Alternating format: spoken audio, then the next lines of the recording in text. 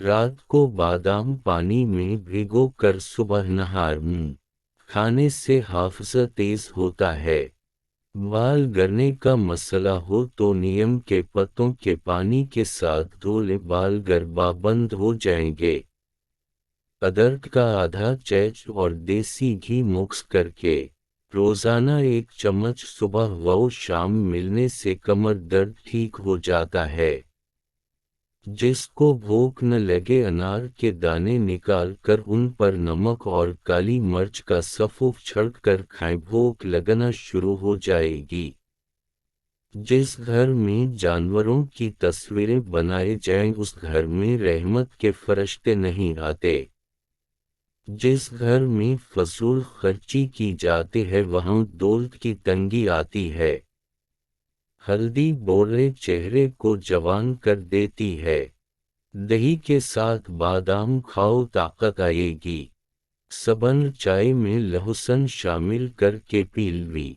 रोजाना 1 गाजर खाने से 1 गिलास खून बनता है।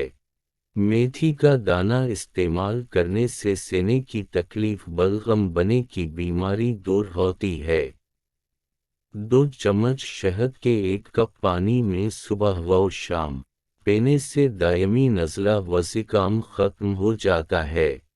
नींद न आने में मसला हो तो रोजाना शाम के वक्त फरोट चाट खाएं।